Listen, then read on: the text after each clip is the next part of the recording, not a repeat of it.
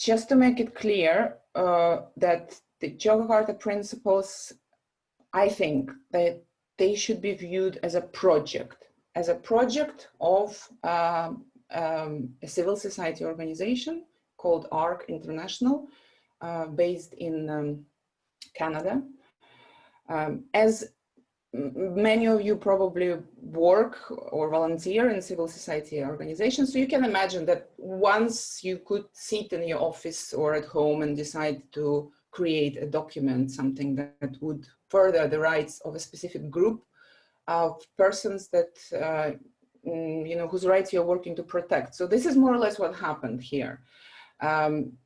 It is not a document that has been adopted or discussed by the international community, by the United Nations General Assembly, for example.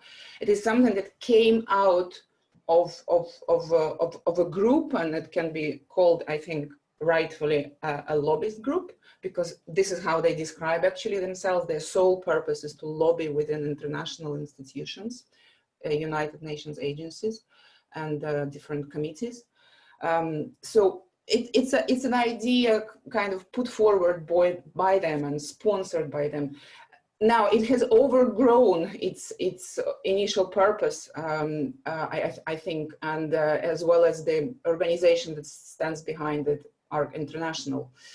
The document itself, even though, yes, it is not legally binding, and those experts who signed it, and it is written on the webpage of the Yogyakarta Principles, they're very clear. It's not a legally binding document. It has no such status. It should be viewed as a normative document in a sense that it sets the norms and standards in relation to specific groups. And in this case, they're speaking about people who are, well, traditionally would be defined as homosexual people, but also people who would identify as transgender or transsexual and transvestites, and also then intersex people. And really, it can be anyone, as they themselves explain in the document. And this is the main danger of the document. So the document is written, as Tina already explained, as to mirror the language of the international human rights law. So it doesn't really create anything new. It takes the major, so we have International Human Rights Convention, the core treaties on human rights, that lays down the main principle for protection of human rights. And they deal with different areas: refugees, disability, persons with disabilities, women's rights, children's rights. So they take all of those rights, including 2 covenants that we have in the United Nations, and they apply them to persons to protect the persons from discrimination that can be done on the basis of sexual orientation and gender identity. At least this is 2017 7 document, and then 2017 we have the introduction of gender expression, which they also claim was already incorporated from the beginning in 2007 document, and then the sex characteristics. Now, this is what it says. There is another important document that exists, and it's Activist Guide to Yogyakarta Principles. This guide, I believe it from 2016 actually, or 10 maybe, I don't remember the date. But the point is that it was intermediary document between the two, and it explains how Yogyakarta Principles has been used up to date, how it should be used. It is directed towards NGO sector, towards policymakers, or anybody who wants to use this document for the lobbying purposes. So here they're saying quite clearly that the vagueness of the document itself is deliberate. And the confusion that we have in the document, like the conflation between sex and gender, and defining sexual orientation as gender orientation, this is as to cover as many possible aspects of human sexuality, sexual behavior and sexual expression as possible. And they define the notion of gender orientation, sexual orientation and gender identity as fluid.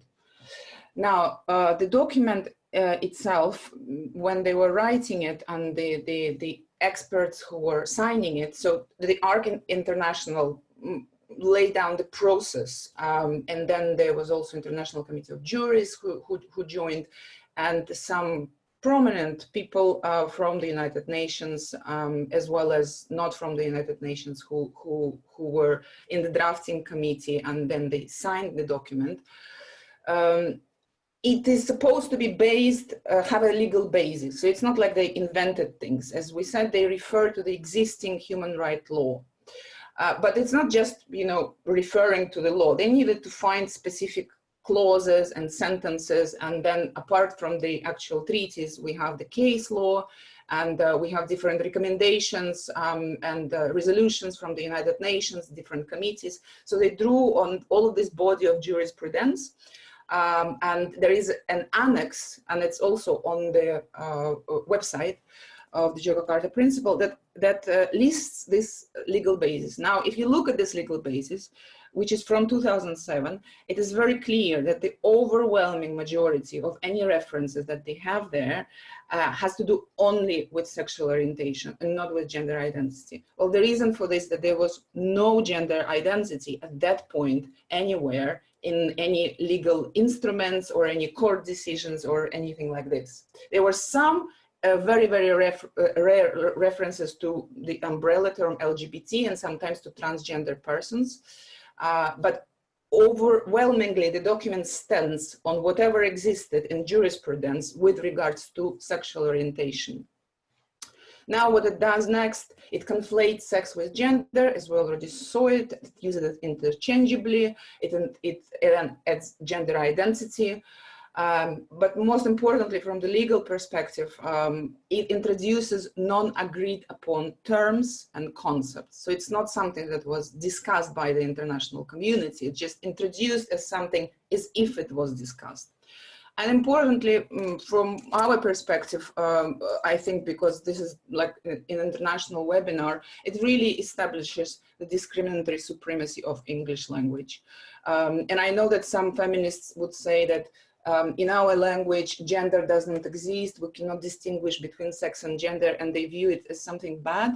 Well, actually, I very often view it as something good, because what basically you would have in your language most probably is sex and then sex stereotypes. And you probably would do much better without having the word gender as such.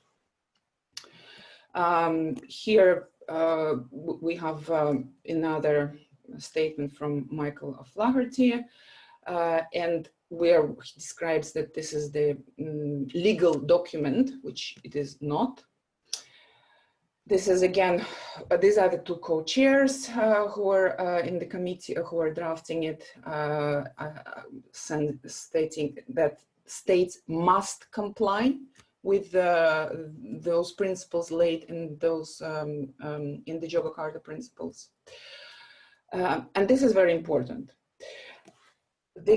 As it says, the scope of the principle will expand as the law relating to people of diverse sexual orientation, gender identity continues to expand. So what we really have is what they call the living document. And this is why we had an update in 2007. And this is why we can expect another update in 10 years or 5 years.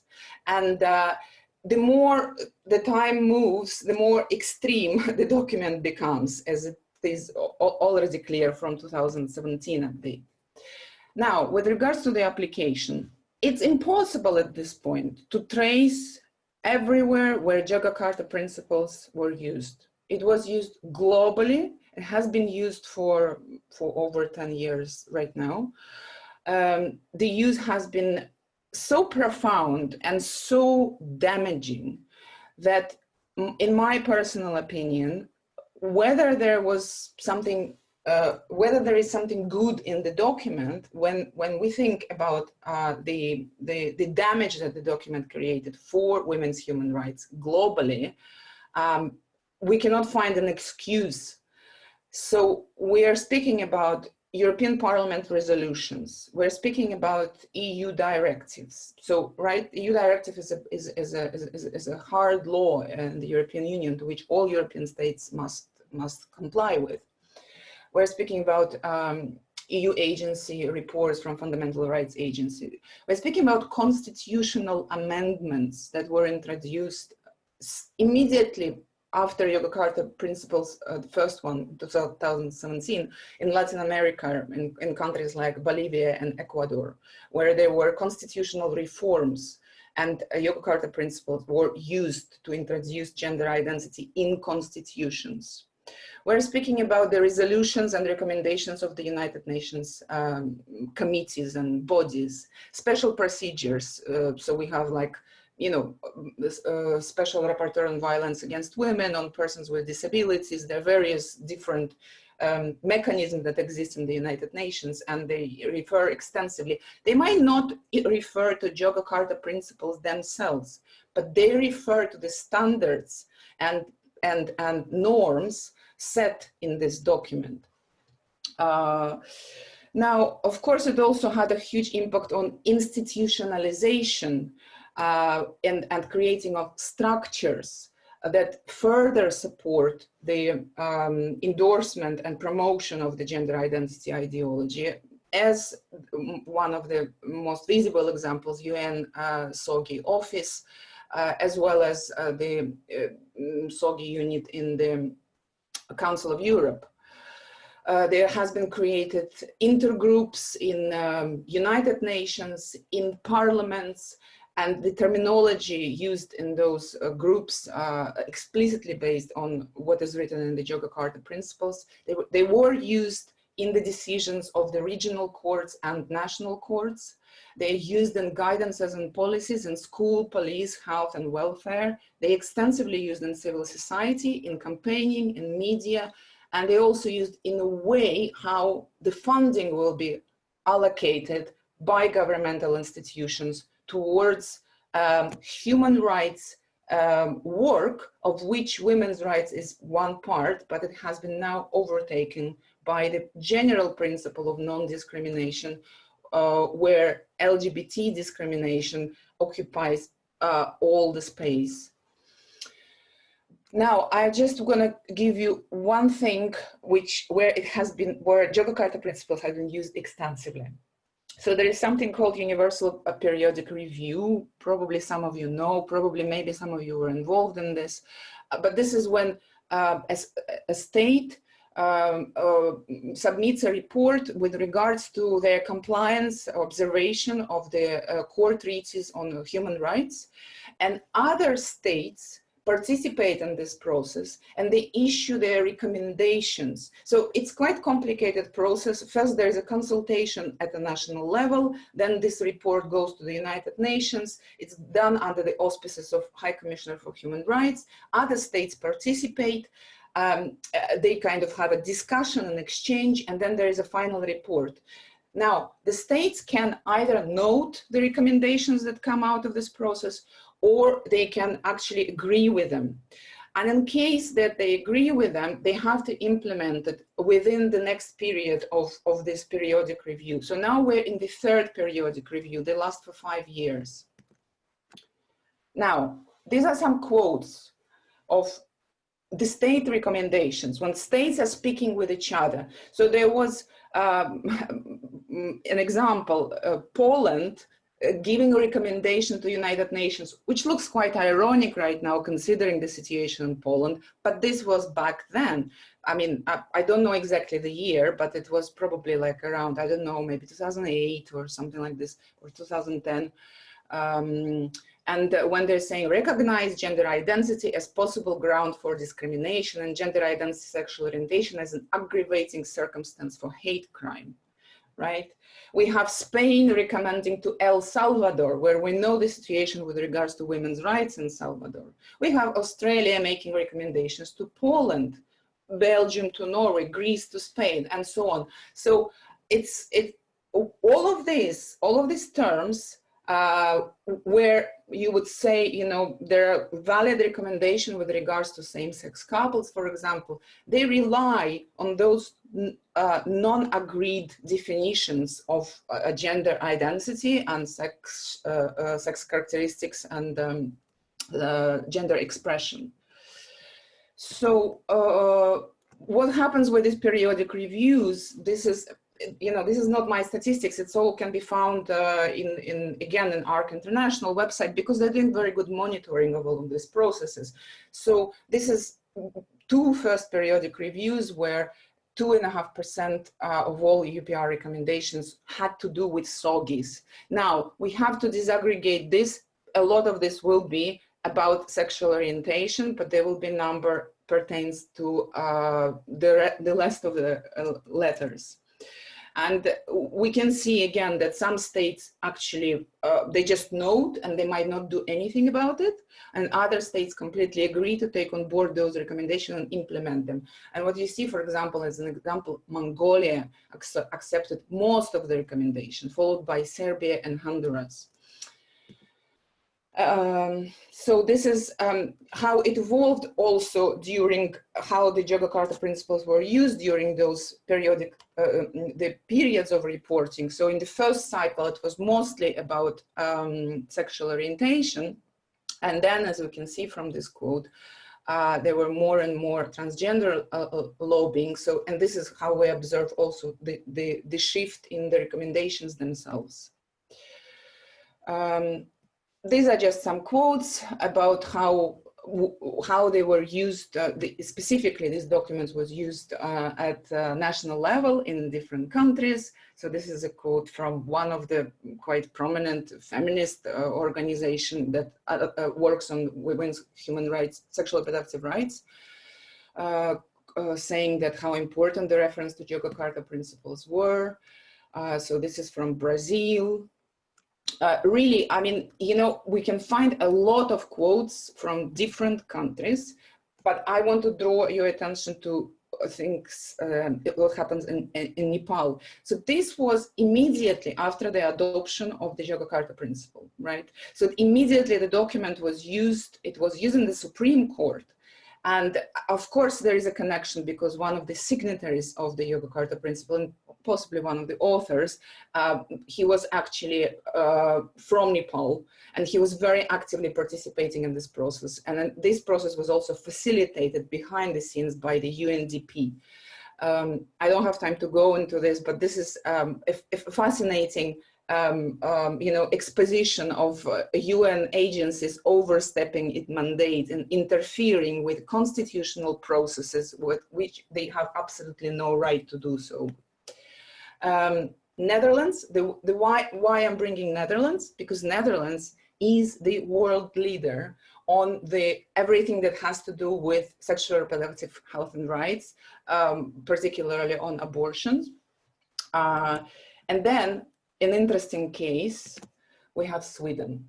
Now, I want to highlight it because there is a big question in the feminist community. How come that Sweden, who is so, the pioneer in women's rights in many respects and pioneer of the Nordic model on prostitution that criminalizes the buyers, how come their development agency, SIDA, why are they funding all over the world the lobby for decriminalization of prostitution? Now, I'm not saying this is the only answer, but this is definitely one of the answers why they're doing this. Because they introduced Yogyakarta Principles in the training of all of their staff, and they mainstreamed the principles laid in the Yogyakarta throughout all of their developmental work. And it's another story for connection between the sex work lobby and the LGBT movement lobby, but here the connection is very clear. And this is the last thing that I will focus on.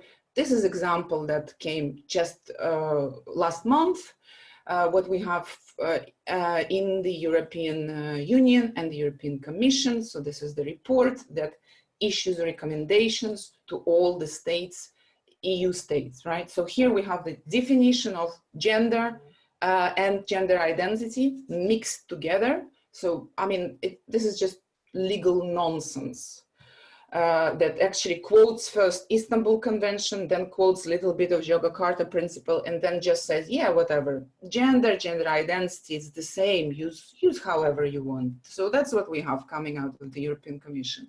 But then they go further and they actually say that all the states in the European Union have to comply or have to aspire to bring their legislation in line with the principles set in the Yogyakarta Principles. One of which is to end sex disaggregation, sex classification. And I want to say this, that Yogyakarta Principles might have good things about them, undoubtedly. Nobody argues about discrimination against gays and bisexual and lesbians. But what it seems to me is that it kind of overgrew itself, whatever intentions it had originally, even if there were any good intentions, and even if there were signatories who did sign out of good intentions. What we see here, that it unexpectedly, perhaps for itself, became an extremely successful instrument in a larger agenda. Now, I'm not very qualified to speak about the larger agenda, but what is clear to me is that when we're moving towards a society in which sex does not exist. And there are different steps to do it. It started with the protection of the most discriminated minority of transsexual persons. Then we moved towards the complete self-declaration of sex. And then we're going to use the privacy laws. So they're not going to, they're not going to immediately say, oh no, let's just remove all sex from everywhere. What we're going to have, or what they would like us to have, is that the records of sex will be a private matter that will be between me and my doctor, and it will not be allowed to be disclosed to anyone. And this is why privacy laws and then all the case law, they have been using it so successfully. Now, what it means for statistics, for public records, for statistics on crimes and everything else, and this is for public bodies to deal with the consequences, and what it means for CEDAW, for example. But I mean, anybody who works on women's human rights, they would understand that this is absolute disaster. And just to kind of reiterate that what we have, yes, we have sex traditionally. We never questioned, and this is why we very rarely in any legal documents find actual definition what we mean by sex, because it was always taken for granted. And we have something called sex stereotypes or sex-based stereotypes in the old language of CEDAW. Then it became gender, and this a new concept of the new idea, the new vision of society that removes sex and removes this, our feminist understanding of sex stereotypes, and introduces sex characteristics, gender identity, and gender expression. So yes, it will still be possible to have a record, but it will not be the record of your sex as a female, it will be the record of sex characteristics. And I want to make an emphasis here. I know we're very focused on gender identity, and then there is gender expression, which is basically an expression of stereotypes in the feminist analysis. But sex characteristics are equally important, because I think they're going to play a very important part in removing and kind of displacing the category of sex from legislation. So so what we have here, this is the description of what makes our sex, right? It's not one thing. It's what they call the genital configuration, the genitalia, reproductive anatomy, chromosomes, hormones, and so on. It remains kind of, sex is here, but we broke it into little pieces. And in this way, we broke the woman into little pieces, and we broke the human into little pieces. And it's an entirely different perception of society. And thank you very much for listening.